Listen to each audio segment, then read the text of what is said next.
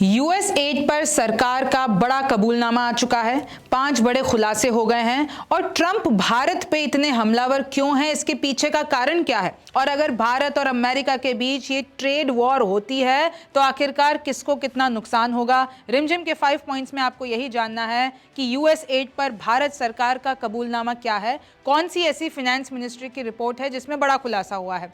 दूसरा देखिए, इंटरनेट पर सब ने कुछ आंकड़े दिखा दिए हैं यूएस एड से, मैं आपको लगातार शोज करके बता रही हूं, तो कैसे इंटरनेट पर कुछ आंकड़े सामने आ गए हैं जिसने सबका दिमाग घुमा दिया है। तीसरा देखिए, अगर भारत में रुक जाती है यूएस एड, यानी ये जो यूएस एड की तरफ से पैसा आ रहा था, तो कितना नुकसान होगा। और अभी मैं आपको बता दूं कि कितने कर्मचारियों को फायर कर दिया गया है अमेरिका में, जो कि यूएस एड, जो कि एक संस्था है, वहां पर काम करते थे। चौथा देखिए, आखिर भारत पर ट्रंप इतने हमलावर क्यों हैं, सिलसिलेवार तरीके से मैं आपको सारे अटैक्स बताऊंगी जो ट्रंप इस वक्त भारत पर कर रहे हैं। पांचवा देखिए, भारत और यूएस की अगर ट्रेड वॉर हो जाती है, अगर स्थिति आउट ऑफ कंट्रोल चली जाती है, तो आखिरकार आपको यानी भारतीयों को और अमेरिकन को कितना नुकसान होने वाला है। नमस्ते, मेरा नाम रिमझिम जेठानी और आप रिमझिम के 5 पॉइंट्स देख रहे हैं। सबसे पहला देखिए कि कांग्रेस की तरफ से एक पोस्ट आता है कि देखिए 2023 और 24 की वार्षिक रिपोर्ट बता रही है वित्त मंत्रालय की यानी फाइनेंस मिनिस्ट्री की कि यूएस एड के वर्तमान में भारत सरकार के साथ 7 प्रोजेक्ट चल रहे हैं, वो ये रिपोर्ट बता देते हैं। और इसमें पैसा कितना आ रहा है, $750 मिलियन। और देखिए, केंद्र सरकार के साथ और उसके माध्यम से ये संचालित की जा रही है। तो कांग्रेस ने बता दिया कि देखिए, तो सरकार के पास अभी भी यूएस एड के 7 प्रोजेक्ट चल रहे हैं। अच्छा, क्या कौन कौन से 7 प्रोजेक्ट चल रहे हैं? एग्रीकल्चर और फूड पे, फॉरेस्ट और climate adaptation program, water sanitation, hygiene, renewable energy, health project, disaster management, ये सब कुछ चल रहा है। और इसमें बताया गया है कि कैसे जो भारत में अमेरिका की तरफ से जो मदद पहुंचाई जा रही है यूएस एड की तरफ से, ये 1951 में शुरू होती है और अभी तक अगर हम बात करते हैं $17 बिलियन अमेरिका दे चुका है भारत को। अभी तक 555 से ज्यादा प्रोजेक्ट चल रहे हैं यूएस एड के भारत में, और ये रिपोर्ट बताती है फाइनेंस मिनिस्ट्री की। और अगर हम अभी इस वक्त बात करते हैं गवर्नमेंट ऑफ इंडिया के साथ, 750 मिलियन का ये पूरा का पूरा डॉलर्स का मामला चल रहा है, जिसमें से $97 मिलियन तो अभी इस वक्त जो ये फिस्कल ईयर चल रहा है उसमें इस्तेमाल हो रहे हैं। तो भाई तुरंत अब बीजेपी को तो जवाब देना था। कांग्रेस तो यही बताना चाह रही है कि देखिए कैसे भारत सरकार अभी यूएस एड से पैसा ले रही है, यानी अमेरिका से पैसा ले रही है। तो तुरंत देखिए, अमित मालवीय ट्वीट करते हैं और ये पोस्ट करते हैं किस तरीके से ये जो रिपोर्ट बताई जा रही है वो दरअसल एक्सटर्नली एडेड प्रोजेक्ट का हिस्सा है, पूरी तरीके से ट्रांसपेरेंट है। और केंद्र इसमें इसलिए इन्वॉल्व है क्योंकि ये देखिए, द सेंटर सिंपली चैनल्स, यानी जो फंड्स आ रहे हैं, सेंटर बीच में सिर्फ इतना करता है कि इन पैसों को स्टेट्स के पास पहुंचाता है, और ये पूरा का पूरा कोऑपरेटिव फेडरलिज्म का हिस्सा है।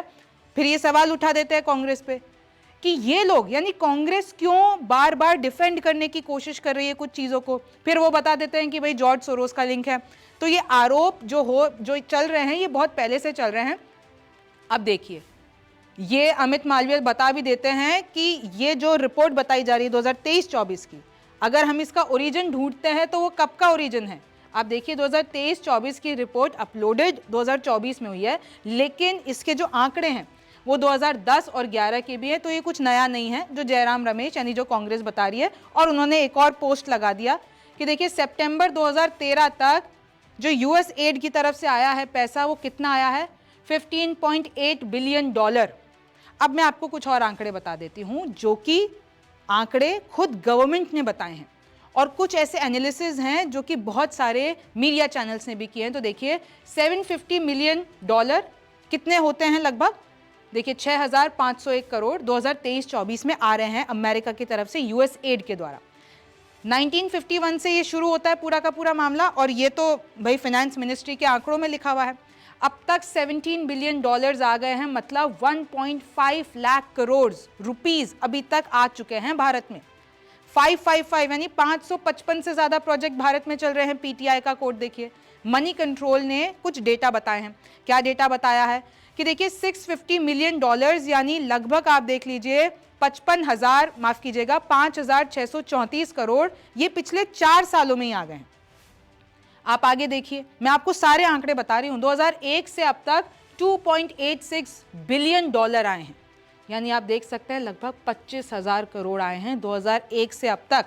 2024 की बात करते हैं, $150 मिलियन, यानी लगभग 1300 करोड़ रुपए। अगर सिर्फ मैं 2024 की बात करती हूँ, 2023 की बात करती हूँ तो 1500 करोड़, 2022 की बात करती हूँ तो ये 2000 करोड़ तक मामला जाता हुआ दिख रहा है। आंकड़े आपके सामने हैं। CNN न्यूज़ 18 डेटा के अनुसार अगर आप देखेंगे कि मोदी के काल में ये जो एनजीओ फंड जितना भी हो रहा है, फॉरेन से जो फंड आ रहा है एनजीओज में, वो बढ़ गया है। यानी देखिए ये साफ इधर आंकड़ा दिखा हुआ है कि लगभग आप देखिए 2500 कुछ मिलियन डॉलर हैं, यानी आप साफ देख सकते हैं लगभग 22,000 करोड़ है जो कि यूएसएड एनजीओ को फंड कर रहा है मोदी राज में। तो आप ये आंकड़ा देख लीजिए 22354। और अगर आप यूपीए सरकार की बात करते हैं तो ये आंकड़ा कितना है, मैं आपको रुपीस में बताती हूँ, लगभग 18,000। तो आप देखिए ये डिफरेंस है कि एनजीओ को जो फंड मोदी काल में आया उसका आंकड़ा ये है 22,000 करोड़ ले लीजिए, और जो यूपीए काल में आया वो है 18,000 करोड़। बीजेपी का दावा है और वो ये दावा कर रही है कि क्योंकि मोदी काल में एनजीओ में ज़्यादा पैसा आया है, मतलब ये जो ऑपोजिशन पार्टियां हैं उन्होंने एनजीओ के द्वारा ये फंड लिया है अमेरिका से ताकि वो इंटरफेयर कर सके, विरोध प्रदर्शन कर सके और सत्ता में मोदी के खिलाफ जितने भी प्रोपेगेंडा चला सके। ये बीजेपी आरोप लगा रही है। और इसी तरीके से अब कांग्रेस आरोप लगा रही है कि देखिए ये जो पैसा है वो तो सरकार ने लिया है, यानी इसके लिए सरकार जिम्मेदार है, यानी मोदी सरकार जिम्मेदार है। तो ये दोनों तरफ से, और ये आंकड़े में जो आपको बता रही हूँ, देखिए 2001 में अगर मैं आपको आंकड़ा बताती हूँ 1000 करोड़, 2002 में ये हो गया 1300 करोड़, आगे देखिए 2020 में 719 करोड़, यानी लगभग 719 करोड़ देखिए हो गया। 2022 में देख लीजिए ये 2000 तक आंकड़ा टच करता हुआ दिख रहा है। तो इतना पैसा अमेरिका की तरफ से, यूएसएड की तरफ से भारत आया है। अब देखिए जिस रिपोर्ट का हवाला मैं दे रही थी न्यूज़ 18 CNN की, यूपीए एरा में कितना आया गवर्नमेंट के पास पैसा, $204 मिलियन, और मोदी काल में कितना आया, $1.5 मिलियन। तो आप ये फर्क देख रहे हैं। तो इस पर अब बीजेपी यही आरोप लगा रही है कि भाई देखिए सरकार में यूपीए के एरा में ज्यादा पैसा आया, मतलब सरकार को डायरेक्टली इन्वॉल्व थी ये बाहरी इंटरफेरेंस में, बाहरी दखल में, यानी कांग्रेस पर सीधा सीधा बीजेपी इस पे आरोप लगा रही है। और क्योंकि मोदी काल में सरकार के पास डायरेक्ट पैसा कम आया, $1.5 मिलियन, यानी सरकार कम इन्वॉल्व थी लेकिन एनजीओस को पैसा गया, मतलब वो पैसा कांग्रेस इस्तेमाल कर रही थी, ऑपोजिशन इस्तेमाल कर रहा था प्रोपेगेंडा के लिए। इस तरीके से बीजेपी के आरोप लगाए जा रहे हैं। लेकिन देखिए कांग्रेस के भी आरोप कम नहीं है। अगर मैं आपको बीजेपी के विरोध में भी बहुत सारे ऐसे बता दूंगी बयान, मैं अभी आपको आगे दिखाती हूँ कि जिससे आपको पता चलेगा हर किसी के पास आंकड़े मौजूद हैं। लेकिन बात क्लियर तभी होगी जब सरकारी आंकड़ा, या तो जो कांग्रेस कह रही है भाई व्हाइट पेपर ले आओ, या फिर अमेरिका की तरफ से कोई आंकड़ा देते हैं, या फिर भारत अपनी तरफ से कोई सबूत देती है। अब आप देख लीजिए ये जो यूएसएड आई है $2.9 बिलियन की, 2001 में सबसे ज्यादा पिछले 4 सालों में आई। 2001 से अगर हम अभी का आंकड़ा देख लेते तो पिछले 4 सालों में सबसे ज्यादा यूएसएड आई है। अब देखिए मनी कंट्रोल की तरफ से एक ग्राफ भी सामने आया है कि जब अमेरिका में बुश सरकार थी तो आप देख सकते हैं जो हाईएस्ट पैसा यूएसएड की तरफ से भारत आया था वो 172.3 था। ओबामा के काल में अगर आप ग्राफ देखेंगे तो वो एकदम नीचे रहा। ट्रंप जो 2017 में आए थे तो देखिए जो 2017, 18, 20 वाला है तो इसमें कम रहा। लेकिन बाइडेन जब वहां पे प्रेसिडेंट थे तो 2022 में सबसे ज्यादा पैसा 228.2, यानी इतना मिलियन डॉलर आया भारत में, सबसे हाईएस्ट 2022 में आया। अब बीजेपी तो यही कह रही है कि भाई 2024 से ये जो लोकसभा इलेक्शन थे उससे पहले 2 साल पहले इतना पैसा क्यों आया। अब ये पैसा किसने इस्तेमाल किया, बीजेपी ने किया, कांग्रेस ने किया। बीजेपी तो यही आरोप लगाएगी कांग्रेस ने किया। अब कांग्रेस ये आरोप लगा रही है कि अगर मोदी काल में इतना पैसा आया है तो आखिरकार गया कहाँ। तो देखिए बहुत कंफ्यूजन है। और इनफैक्ट जो सोशल मीडिया पे बहुत सारे फैक्ट चेकर्स, आपको पता है कितने पुराने पोस्ट लाके बता देते हैं, और चाहे वो लेफ्ट तरफ ले लीजिए चाहे राइट तरफ ले लीजिए, दोनों तरीके के दावे होते हैं। अब मैं आपको कुछ बता देती हूँ। फरवरी 8, 2022 में देखिए ऑल इंडिया रेडियो न्यूज़ की तरफ से कि कैसे नीति आयोग, यूएसएडी, इन सब ने मिलकर एक इनिशिएटिव चालू करते हैं ये लोग ठीक है, एक चीज़ ये हो गई। तो ये लोग बताने की कोशिश कर रहे हैं कि कैसे मोदी सरकार इसमें पूरी इन्वॉल्व है, ये जो जितने भी विपक्षी हैं। अब देखिए देवेंद्र फडणवीस का ट्वीट है, we discussed opportunities for India Gulf Israel US partnership, collaborations किसके साथ किया, यूएस एड और माशव के साथ। तो देखिए ये एक पोस्ट सामने आ जाती है 2022 की। फिर देख लीजिए स्मृति ईरानी एम्बेसडर रह चुकी है, उन्होंने खुद ने ये बताई है कि भाई मैं तो यूएस एड की एम्बेसडर रह चुकी हूँ WHO ORS प्रोग्राम में, मैंने अपना इस शो में आपको पहले भी बता दिया है। फिर विपक्षी ये भी कह रहे हैं कि देखिए अभी ये बात है, आप देख सकते हैं कि जनवरी की बात है जिसमें यूएस इंडिया स्ट्रेटेजिक पार्टनरशिप के दौरान यूएस एड की तरफ से एक कॉन्फ्रेंस रखी जाती है और उसमें स्मृति ईरानी को बुलाया जाता है। फिर देखिए एक ANI का पोस्ट आ जाता है अचानक से और उसमें बताया जा रहा है, ये 2014 का पोस्ट है और इसमें बताया है कि देखिए यूएस एड के जो चीफ है शाह, उन्होंने प्रेसिडेंट ओबामा के साथ जो ये डिनर पार्टी रखी गई थी और इसमें बहुत सारे लोग थे, वाइस प्रेसिडेंट बाइडेन थे, कैरी थे, नेशनल सिक्योरिटी एडवाइज़र थे और उसमें प्रधानमंत्री मोदी भी थे और यूएस एड के चीफ भी थे। तो इन सब की एक प्राइवेट पार्टी ओबामा के घर पे हुई, डिनर पार्टी हुई। तो ऐसे बहुत सारी चीज़ें सामने आ गई है। यूएस एड इंडिया की तरफ से पोस्ट है कि देखिए नरेंद्र मोदी को धन्यवाद कर रहे हैं कि शुक्रिया आपने यूएस एड इंडिया और रूम टू रीड इंडिया के साथ पार्टनर किया, हमारे साथ आपने विजिट किया। अब अगला सवाल है यूएस एड। अब देखिए अमेरिका ने, ट्रंप सरकार जो आई है, तो ये आपको पता है कि ट्रंप और इलॉन मस्क इसके खिलाफ है। यूएस एड ऑर्गेनाइजेशन को क्रिमिनल ऑर्गेनाइजेशन बता दिया है। इनफैक्ट वहां के लोगों को फायर किया जा रहा है। 2000 तो आज की खबर है, 2000 लोगों को वहां से फायर कर दिया गया है, उसको शट डाउन कर दिया है। अब अगर उसकी फंडिंग रुकती है भारत में तो क्या नुकसान हो सकता है। तो देखिए ये रिपोर्ट कहती है मनी कंट्रोल की, इन्होंने साफ बता रखा है किस तरीके से जो यूएस एड के प्रोग्राम्स चल रहे थे वो भारत के हेल्थ केयर प्रोजेक्ट्स को बहुत ज़्यादा फंड कर रहे थे, उसका एक बड़ा हिस्सा थे, एक बड़ा कंट्रीब्यूशन था। अगर हम आंकड़ों में बात कर लेते हैं तो देखिए 69%, ये जो $120 मिलियन आए थे 175 मिलियन डॉलर्स में से, उसमें 69% हेल्थ प्रोजेक्ट्स के लिए इस्तेमाल किया गया था। तो अगर हम बात करते हैं भारत के पर्सपेक्टिव में, तो जो एनवायरमेंटल प्रोजेक्ट्स हैं, हेल्थ प्रोजेक्ट्स हैं, क्योंकि वहाँ से बहुत सारा फंड आ रहा था अपने पास, तो अब वो रुक जाएगा। तो एक वो आप सेटबैक कह सकते हैं। हालांकि इसमें ये भी पूरा मेंशन किया हुआ है कि गवर्नेंस के चलते $14 मिलियन भी आ रहे थे। अब गवर्नेंस में क्या आ जाता है, देखिए दावा तो वोटर टर्नआउट का किया जा रहा है, लेकिन किसी भी आंकड़े में अभी वोटर टर्नआउट लिखा हुआ नहीं आया है कि भारत में वोटर टर्नआउट बढ़ाने के लिए $21 मिलियन दिए गए। हालांकि ट्रंप ही फिर पलट जाते हैं कि नहीं 21 मिलियन नहीं, $18 मिलियन दिए गए, तो वो अभी तक आंकड़ों में कहीं नहीं आया है, उसका सबूत अभी तक कोई नहीं आया। सिर्फ डिपार्टमेंट ऑफ गवर्नमेंट एफिशिएंसी जो कि इलॉन मस्क द्वारा संचालित है, डोज डिपार्टमेंट, उसने ये बताया है कि वोटर टर्नआउट, लेकिन कहीं आंकड़ों में नहीं आया। लेकिन अगर हम गवर्नेंस की बात करते हैं तो ये civil society groups, social infrastructure और सर्विसेज, अब अगर आप इसमें भी डिटेल में जाएंगे तो बहुत सारी चीज़ें मिल सकती है। तो देखिए इस तरीके से इम्पैक्ट होगा। लेकिन आपको ये भी समझ लेना ज़रूरी है कि अभी भारत पर ट्रंप इतने हमलावर क्यों हैं, और मैं आपको बताती हूँ सिलसिलेवार तरीके से कि कौन कौन से हमले किए हैं। ट्रंप लगातार भारत पर टैरिफ हमले कर रहे हैं, कह रहे हैं कि भाई भारत तो सबसे ज़्यादा टैक्स लगाता है, टैरिफ किंग बोल दिया।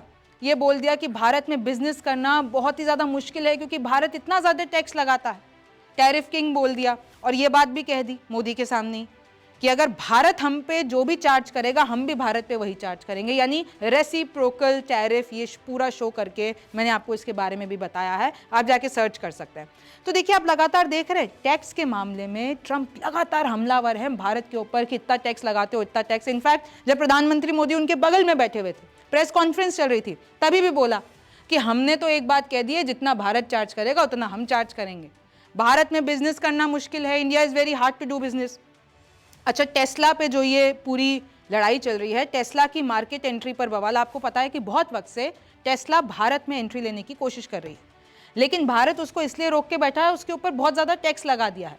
तो टेस्ला अगर बेचना चाहे अपनी ईवी गाड़ी यहाँ पर, तो बहुत ज़्यादा रुपए में आप या हम खरीद सकते हैं। तो हम नहीं खरीदेंगे, हम दूसरी ईवीज खरीदेंगे जो कि दूसरे हमारे, चाहे वो टाटा हो गया, महिंद्रा हो गया, ओला ई सर्विसेज हो गई। अब देखिए इन सब के पीछे टेस्ला की जो मार्केट एंट्री है, उस पर जो बवाल है, उसके लिए मस्क जिम्मेदार कैसे हैं, मैं आपको कुछ आंकड़े बताती हूँ। देखिए अगर टेस्ला, आपको पता है कि इलॉन मस्क ये जितने भी इलेक्ट्रॉनिक व्हीकल्स इंडस्ट्री है उसमें बहुत बड़े पैमाने पे वो पहुंच गए हैं। अगर हम अमेरिका की बात करते हैं तो अगर हम टेस्ला को यहाँ पर अलाउ कर देते हैं इंडियन मार्केट में, तो हाँ ये बात सही है कि हमारा ईवी मार्केट अच्छा होगा, वहाँ से जो यहाँ पर टेक्नोलॉजी होगी तो हमारे लिए अच्छी होगी, जॉब क्रिएशन होगा, फॉरेन इन्वेस्टमेंट होगा हमारे इधर। लेकिन नेगेटिव पॉइंट्स क्या है?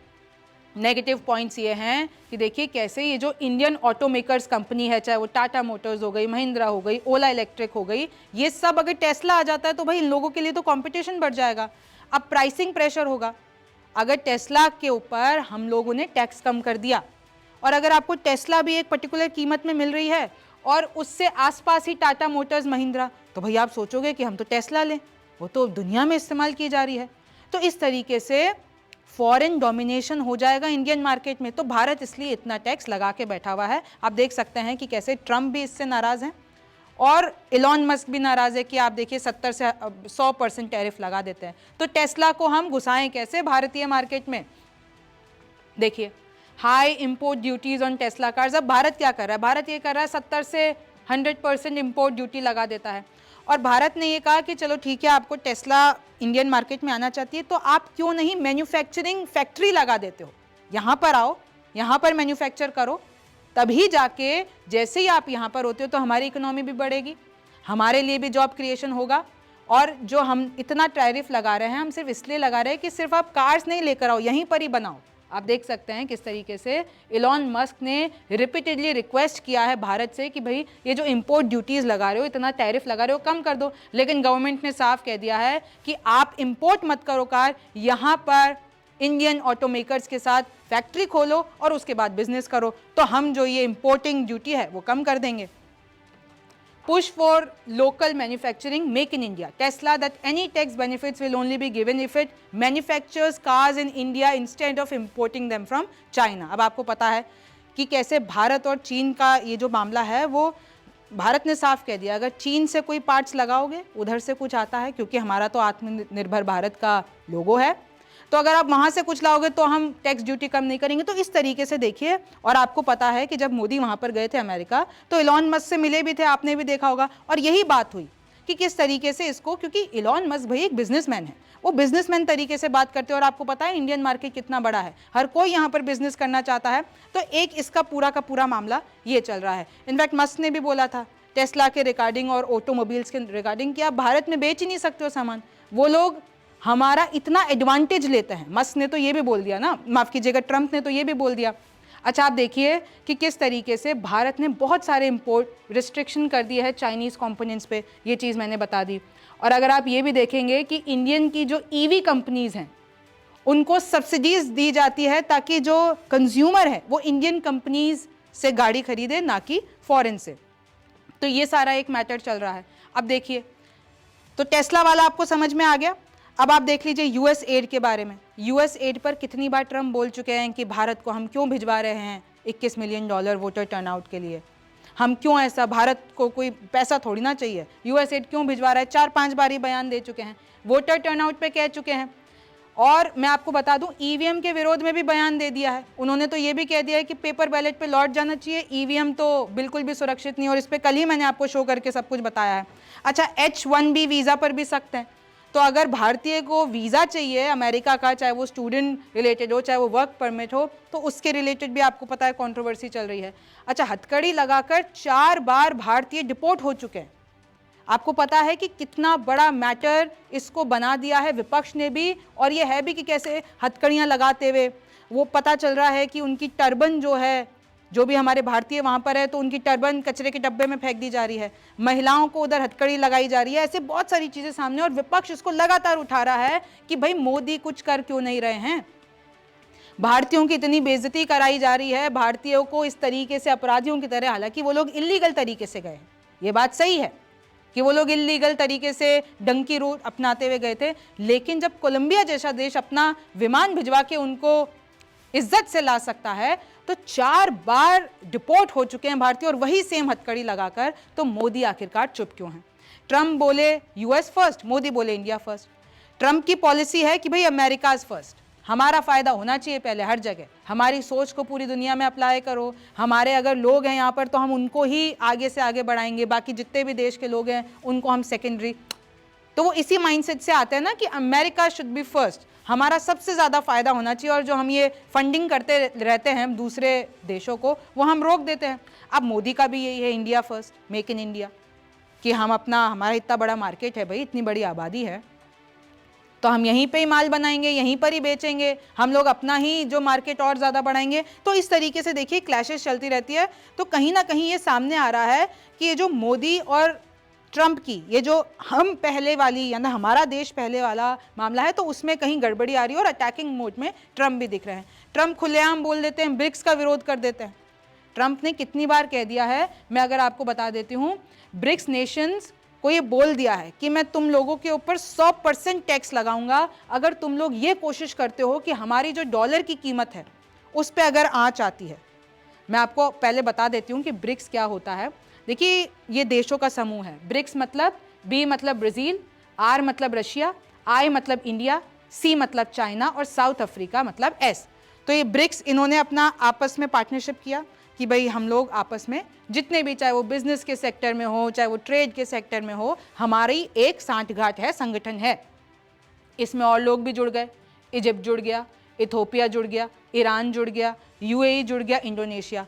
अब अमेरिका को लगता है कि भाई ये सारे जितने भी जो देश हैं, और देखिए आप देख सकते हैं इसमें रशिया, चीन का तो कट्टर दुश्मन यूएस, तो सोचते हैं कि अगर ये सब जुड़ जाएंगे एक साथ तो भाई हमारी अहमियत तो बंद खत्म हो जाएगी, हमारे खिलाफ इतना बड़ा फ्रंट बन रहा है। तो हमेशा से ब्रिक्स पर हमलावर रहे हैं ट्रंप कि ये सब फोर्सेस आपस में मिलके कहीं हमारी वैल्यू कम ना कर दें। तो ट्रंप क्या कहते हैं, ब्रिक्स इज डेड। ट्रंप ने कह दिया है और धमकी देते हुए कहा है कि 100% टैरिफ लगाऊंगा तुम सब देशों पे अगर तुम हमारे डॉलर या जो हमारी करेंसी है उसको डिमीन करने की कोशिश करते हो और अपनी दूसरी चीज़ों को लेकर अपना पूरा मामला बढ़ाते हो। जिस पे हमारे इंडिया के जो फिनेंस मिनिस्टर हैं, एक्सटर्नल अफेयर्स मिनिस्टर है, माफ़ कीजिएगा, जयशंकर, उन्होंने ये भी बोल दिया कि India has no interest in weakening the US dollar. भाई भारत को यूएस डॉलर को गिराने में या कमज़ोर करने में कोई ऐसी हमारी सोच नहीं है, ऐसा हमारा इंटेंशन नहीं है। हम तो ये चाहते हैं, भारत ने बार बार बोला है, ब्रिक्स नेशंस का मकसद यही है कि हम सब मिलकर एक यूएस के साथ भी एक अच्छी सी पार्टनरशिप डेवलप कर सकें। अब देखिए, भारत यूएस में अगर आप सोचिए ट्रेड वॉर हो जाती है, धमकी दे दी ब्रिक्स वाली, आपको समझ में आ गई कि कैसे लगातार पहले भी, यानी दौरे से पहले भी बोल दिया था। अमेरिका के दौरे पर जब प्रधानमंत्री जा रहे थे तो ट्रंप ने तो बहुत धमकियां दे दी है कि ब्रिक्स डेड है, हमारे खिलाफ तुम लोग कोई साजिश नहीं कर सकते हो। लेकिन अब अगर आप सोचिए कि सच में अगर ट्रेड वॉर हो जाता है भारत और अमेरिका के बीच, दोनों अड़ जाते हैं कि हम भी बहुत ज़्यादा टैरिफ लगाएंगे और अगर भारत लगाएगा तो अमेरिका भी लगाएगा, अमेरिका लगाता है तो भारत भी लगाएगा, हम क्यों पीछे हटेंगे। तो अगर ट्रेड वॉर हो जाता है तो क्या हो सकता है, अगर भारत और यूएस में ये ट्रेड वॉर हो जाता है तो देखिए जो इम्पोर्टेंट गुड्स है उसके दाम बढ़ जाएंगे। यानी जो भी हम अमेरिका से इंपोर्ट कराते हैं या अपने हमारे पास आता है अमेरिका से, उसके दाम बढ़ जाएंगे क्योंकि टैक्स ज़्यादा लगेगा। और ऐसे ही होगा जो भारत से माल जाता है अमेरिका, उसके दाम बढ़ जाएंगे। अब मैं थोड़ा सा आपको और इसको तोड़ के बता देती हूँ। अब जैसे यूएस से जो सामान आता है अमेरिका से, इलेक्ट्रॉनिक्स ले लीजिए, चिकित्सा के उपकरण ले लीजिए, बादाम, सेब, ये सारी चीज़ें हैं जो वहाँ से मंगाई जाती है, उसके दाम बढ़ेंगे।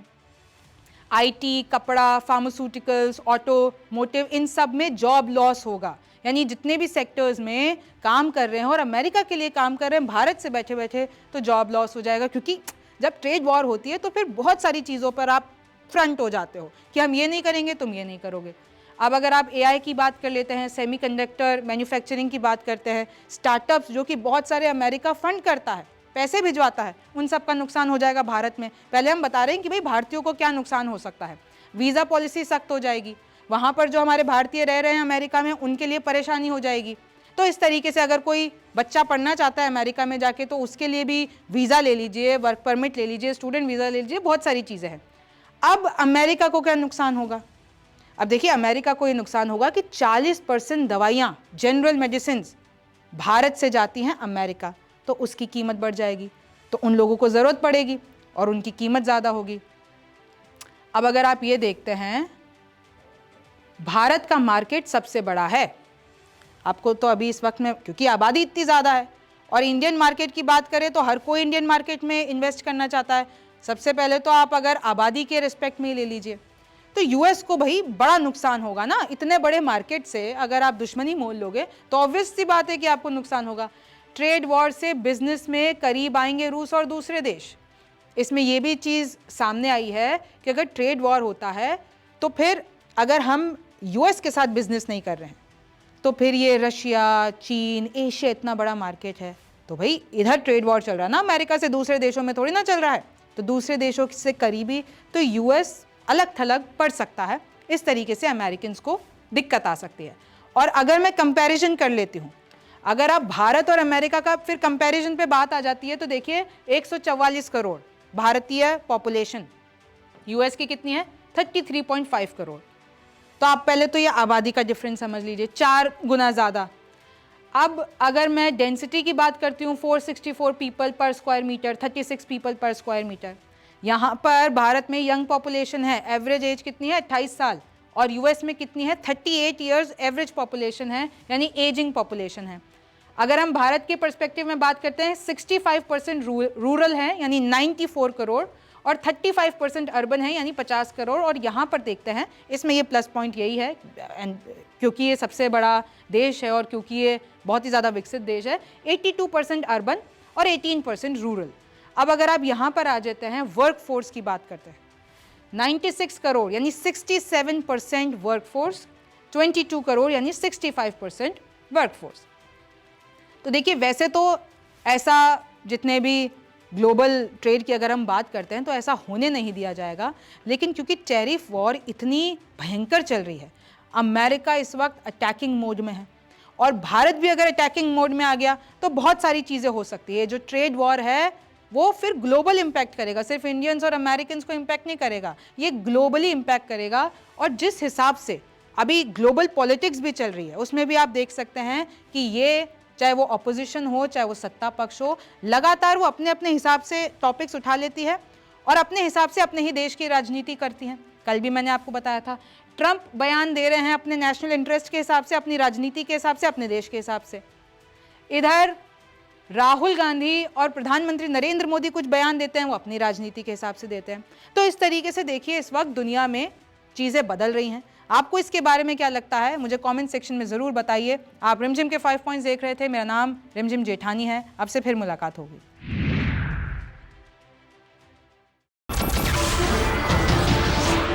नमस्कार, मैं हूं मानक गुप्ता। अगर आपको हमारा ये वीडियो पसंद आया हो तो इसे लाइक और शेयर जरूर करें, और हाँ, हमें सब्सक्राइब और फॉलो करना ना भूलें ताकि आप देश और दुनिया की कोई खबर मिस ना करें। तो जुड़े रहिए हमारे साथ और देखते रहिए न्यूज़ 24।